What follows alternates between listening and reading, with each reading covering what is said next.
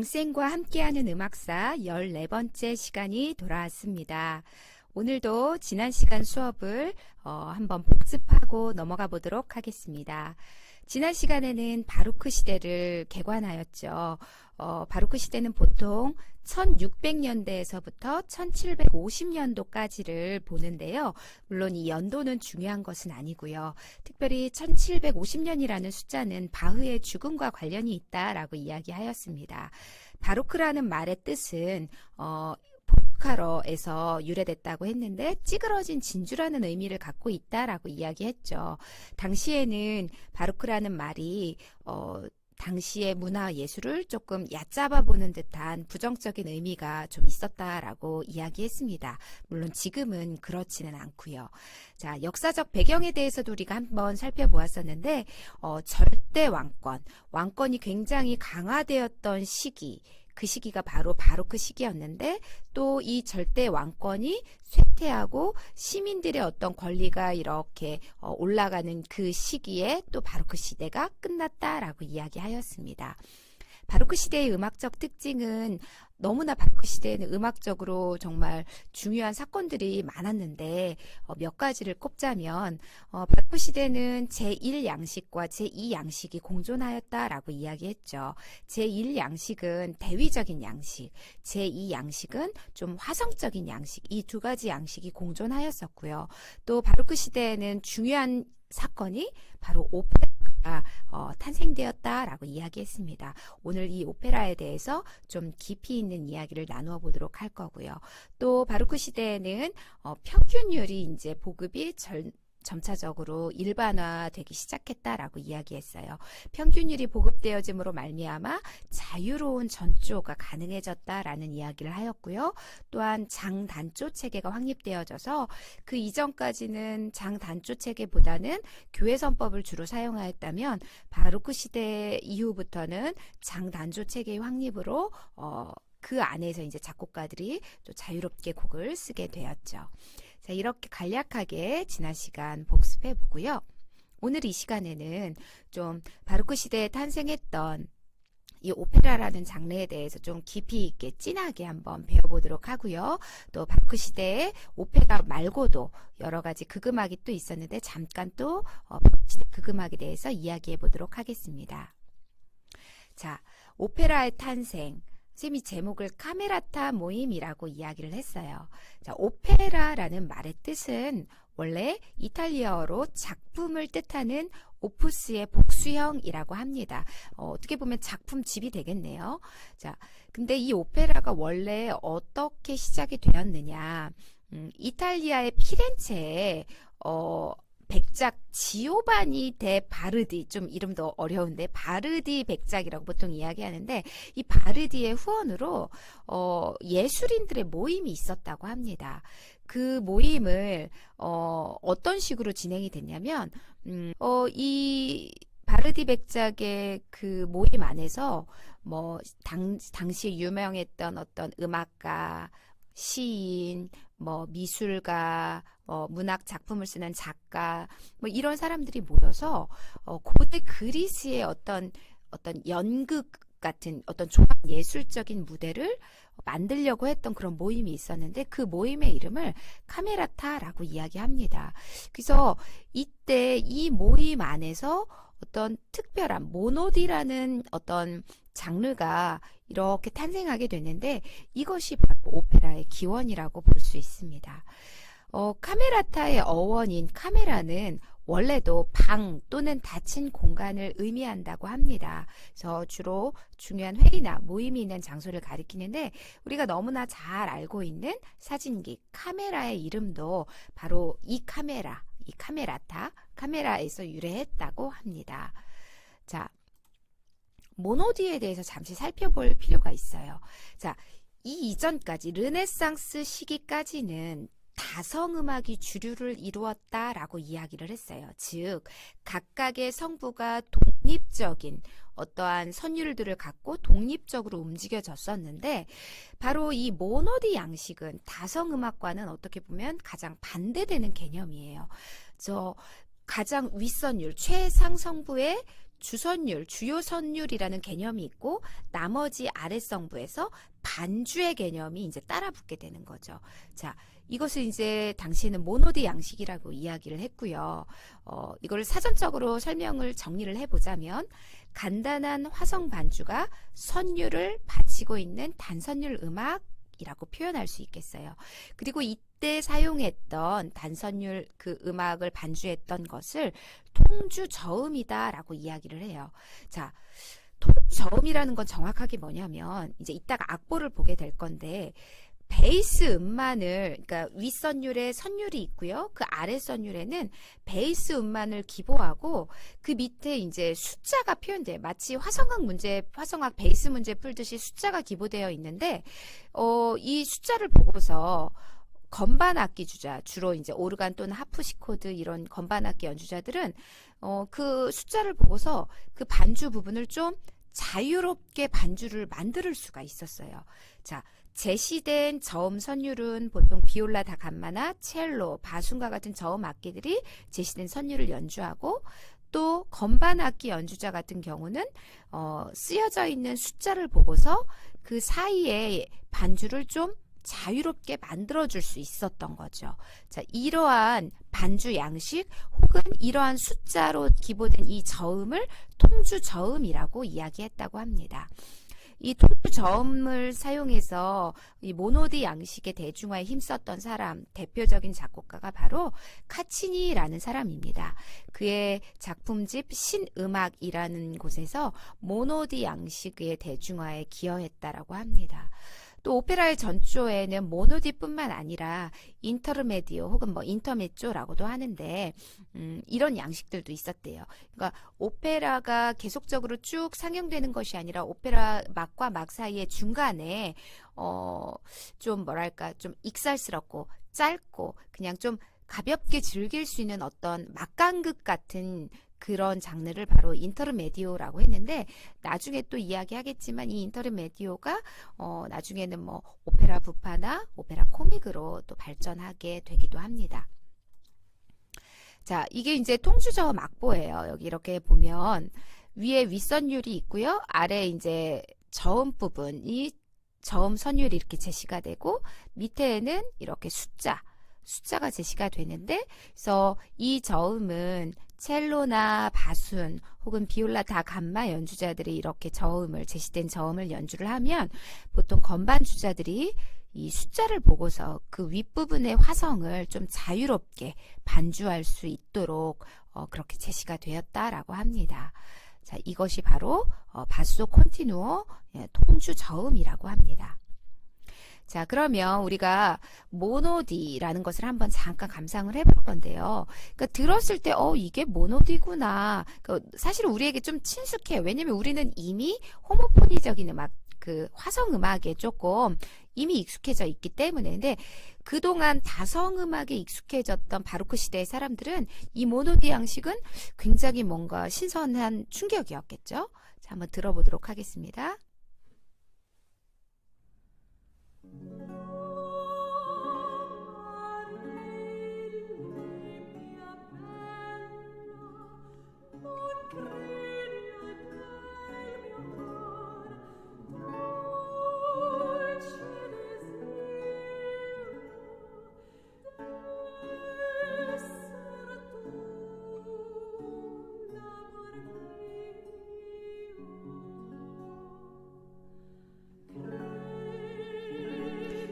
모노디 양식은 가사의 자연스러운 리듬을 따르는 음악적인 낭송과도 같았다라고 이야기합니다. 어떻게 지금 우리가 들어봤을 땐 좀 이전 시대와 비교해서 좀 단순한 그런 어떤 형식이나 구성이 느껴지나요? 자, 시간 관계상 여기까지 음악을 들어보도록 하고요. 자, 그러면 각각 나라별 오페라에 발전된 어떤 흐름들을 한번 살펴보도록 할게요. 자, 이탈리아에서 사실은 오페라가 가장 좀 뭐랄까 발전되고 부흥되었었어요. 그래서 이탈리아의 오페라를 초기, 중기, 후기로 한번 나누어서 설명을 해보도록 할게요. 이탈리아의 초기 오페라는 피렌체나 만투아, 로마와 같은 지역에서 많이 발전했다라고 합니다. 자, 바로크 시대에 최초의 오페라가 작곡되어졌는데요. 야코포 페리라는 분의 다프네라는 곡이 문헌상에는 존재를 해요. 이게 최초의 오페라라고 이야기를 하는데 현재 악보는 없다고 합니다. 네, 이 야코포 페리의 두 번째 오페라가 에우리디체라는 오페라가 있는데 이것은 현재 또 악보가 존재한다라고 합니다. 자, 페리가 이렇게 오페라, 최초의 오페라를 작곡을 했다면 그 뒤를 이어서 몬테베르디라는 분께서 이탈리아 이 초기 오페라를 확립하는 데 있어서 아주 큰 기여를 하셨던 작곡가신데요. 자, 이분은 오르페오라는 작품을 만드셨습니다. 자, 이 오르페오라는 작품은 현재까지도 공연을 하고 있어요. 이따가 한번 영상으로 살펴보도록 할 거고요. 이때 이탈리아 초기 오페라에서는 좀 대규모 합창단도 사용을 하고 또 많은 볼거리를 제공했다라고 이야기합니다. 우리가 영상을 통해서 한번 몬테베르디의 오르페오 한번 작품을 살펴보도록 하겠습니다.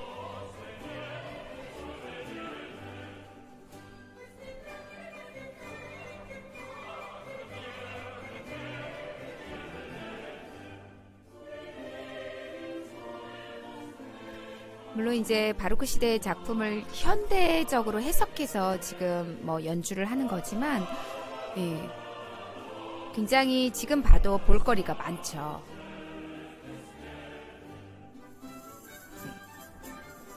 바로크 당시 악기들도 이렇게 참여해서 연주하고 있죠.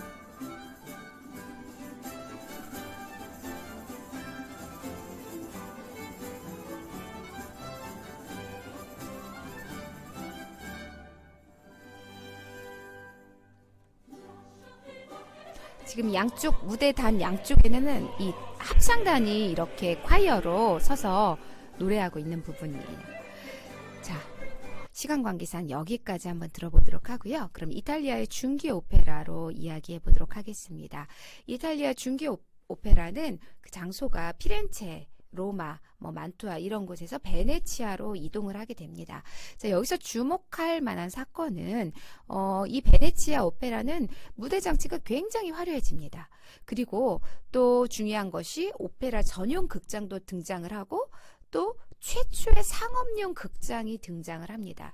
이게 무슨 의미를 갖고 있느냐? 그 전까지 작곡가들, 음악가들이 대부분 어떤 부유한 그리고 힘을 갖고 있는 귀족들의 후원에 의해서 음악이 이루어졌다면 이 상업용 극장이란 뜻은 이제 관객과 청중이 직접 티켓을 사서 돈을 주고 사서 들어가서 이제 그 공연을 본다는 의미잖아요. 그러다 보니까 그동안에는 작곡가나 음악가들이 어떤 자기를 후원해주는 귀족이나 왕족 그런 사람들을 위한 음악을 작곡을 했다면 이제는 음악가들이 청중들의 소리를 듣기 시작한 거죠. 청중들의 반응을 보기 시작한 거죠. 예. 그리고 그러다 보니까 점점 그 가수의 역량, 솔로 그 성악가들의 그 어떤 역량을 중시하게 되죠. 그리고 여러분들 혹시 중학교 때 한번 들어봤나요? 오페라의 그 구성 요소 중에서 이제 아리아라는 말, 그리고 아리아와 레시타티보. 아주 잠깐 설명을 하자면 아리아는 정말 여러분들이 딱 음악을 들었을 때 성악가들이 노래 불렀을 때 정말 노래적인, 선율적인 굉장히 화려하고 그런 부분은 이제 아리아인데 이 레시타티보는 그게 어떤 내용을 잠시 설명해 주는 듯한 그런 말도 아닌 것이 노래도 아닌 것이 약간 그 말과 노래의 중간 형태 이런 걸로 이제 레시타티보라고 하는데 우리가 영상을 통해서 한번 또 살펴보도록 할 건데요. 자, 여러분들이 잘 알고 있는 곡이에요. 선생님이 성악 전공은 아니지만 노래 전공 아니라서 노래 못하지만 라샤 기오피앙가 이 노래 한 번쯤은 들어봤을 거예요. CF든 드라마든 영화에서든. 근데 이 곡 앞에 사실은 아르미타 데스피에따따 이 말도 아니고 노래도 아닌 이런 부분이 사실은 원래부터요. 자, 요거를 레시타티보라고 하고 뒤에 나오는 설적인 라샤 이 부분을 바로 아리아라고 이야기하는데요. 우리 성악가의 노래로 한번 들어보도록 하겠습니다.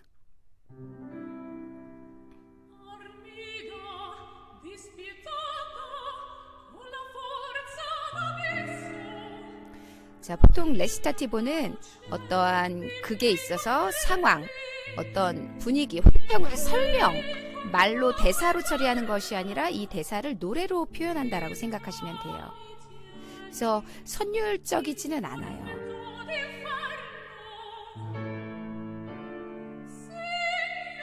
자, 이렇게 레시타티보 부분이 마치면 보통 바로 아리아로 연결이 돼요. 자, 이 레시타티보가 이제 끝나가는데요. 이제 여러분이 알고 있는 그 유명한 선율이 나옵니다.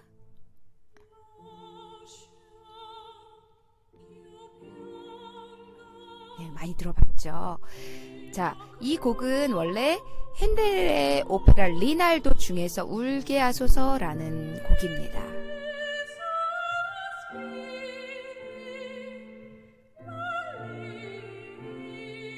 여러분은 보통 아리아만 들어봤을 건데 원래 이 아리아 앞에 이런 레시타티보가 있었다라는 거를 여러분이 알고 넘어가면 좋을 것 같습니다. 자, 이제 이탈리아의 오페라가 후기로 들면서 그 지역, 중심 지역이 나폴리로 옮겨갑니다. 자, 이탈리아 후기 오페라를 주로 아주 주요한 공헌을 했던 사람이 스칼리라티라는 작곡가예요. 자, 이분의 주요 업적 중에 하나는 빠름, 느림, 빠름의 3부 구성. 우리에게 있어서는 이게 되게 당연한 건데 이 구성을 확립한, 이것을 당시에는 이탈리아 서공 양식이다라고 이야기했는데 이런 구성을 확립하신 분이세요. 자, 그리고 나폴리 오페라의 특징 중에 하나가 아리아가 보통 다카포 아리아로 작곡되어졌다라고 합니다. 자, 다카포 아리아, 다카포. 여러분, 다카포라는 말 음악 용어로 많이 쓰여진 걸 알 거예요. 보통은 이제 앞으로 되돌아가라는 뜻인데 결국 이게 무슨 뜻이냐면 ABA의 3부분 형식을 뜻하는 말인데 두 번째 B부분 후에 DC, 다카포라는 용어가 쓰여져 있으면 이것이 이제 다시 맨 처음에 불렀던 A를 반복하라는 지시인데 그때 이제 반복할 때에는 그냥 A를 똑같이 반복하는 것이 아니라 보통은 좀 더 화려하게 어떠한 변화를 줘서 이렇게 반복을 하게 되어 있었죠. 자, 그리고 이 시기에는 아까 말했던 이 레시타티보가 레시타티보 세코와 레시타티보 아콤파니아토로 분리가 되었다라고 합니다. 레시타티보 세코는 간단한 반주악기로 피아노나 뭐 건반 악기 이런 걸로 했던 그런 반주악기로 했던 레시타티보를 레시타티보 세코라고 하고요. 또 레시타티보 아콤파니아토는 화려한 오케스트라 반주 위에 레시타티보를 부른 것을 레시타티보 아콤파니아토라고 이야기합니다. 자, 그리고 여러분들 혹시 카스트라토라는 말 들어봤나요? 예. 남성이 남성 소프라노를 이제 카스트라토라고 하는데, 이때 나폴리 오페라 때 이탈리아 후기 오페라 시기에 이 카스트라토의 전성기였다라고 합니다.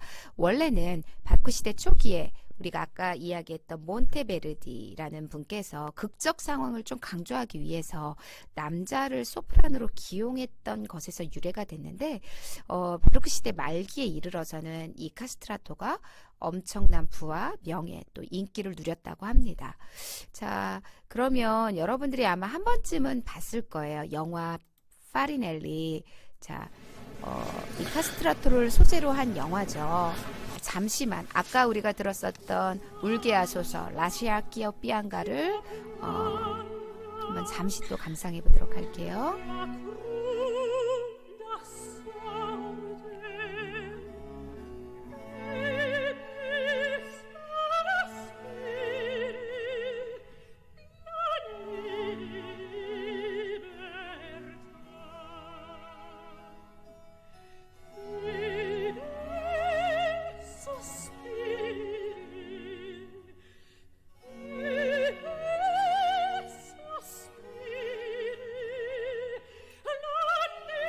네, 분명 이제 소프라노 음역인데 남자 소프라노가 어떤 극적 상황을 더 강화하기 위해서 이렇게 기용되어서 노래했다라고 합니다.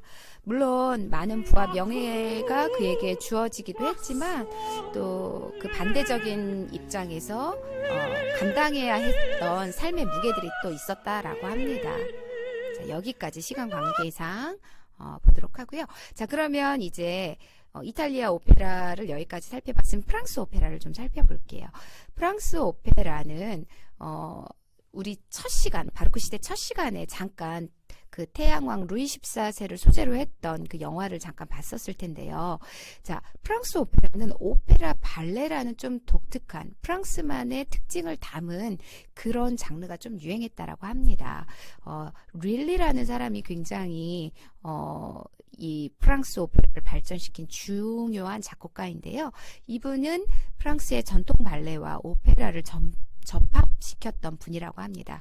특별히 이 릴리라는 분은 사실은 어떤 일화가 있냐면 지휘봉, 당시에는 지휘봉이 뭐 이런 막대와 같은 이런 지휘봉이 아니라 따로 지휘봉이 있다라기보다는 이제 릴리 같은 분이 이제 지팡이로 이렇게 쿵쿵 바닥을 찍어가면서 박자를 쳤다라고 하는데 그냥 이거 믿거나 말거나인데 실수로 그 지팡이로 자기 발을 찍었다고 해요. 근데 그때 상처가 났는데 이게 제대로 치료가 안 돼서 발이 썩어지게 돼서 결국은 돌아가시게 됐다라는 그런 일화가 있다고 합니다. 자, 어쨌든 자, 이 프랑스 특유의 오페라는요, 서정적 비극 혹은 서정 비극이라는 말로 보통 이야기를 하는데, 이제 보통 오페라가 3막 구성인데 그 각각 그 오페라 막과 막 사이에 장중한 발레 장면을 삽입해서 3막 구성의 오페라를 5막으로 이렇게 프랑스식 오페라로 탄생을 시켰는데, 너무나 프랑스 오페라는 좀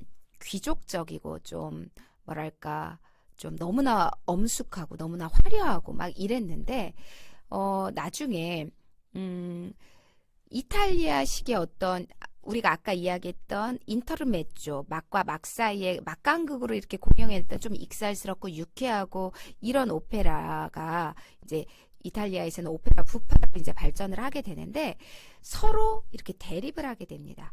대립을 하게 된 작품이 뭐였냐면 페르콜레지의 작품 마님이 된 하녀라는 작품이 있었어요. 그런데 프랑스는 그 전까지는 굉장히 좀 뭔가 엄숙하고 화려하고 엄중했던 서정 비극이 대세였는데 관중들이 이 페르콜레지의 작품 마님이 된 하녀라는 이 작품을 보고서 너무 열광하는 거예요. 그래서 이 서정 비극 대 오페라 부파 이게 약간 논쟁이 붙어진 거죠.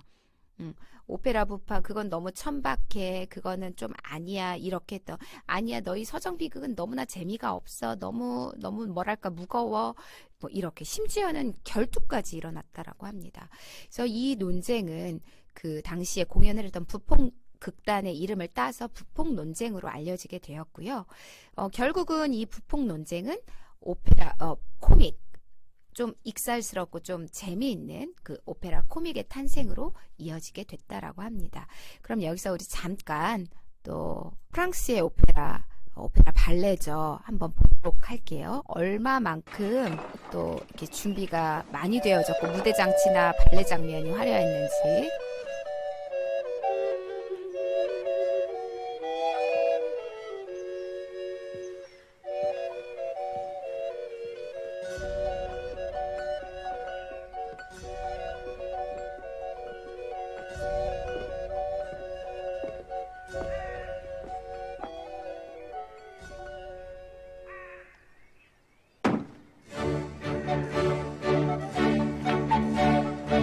나름 무대 장치가 좀 화려하지 않나요?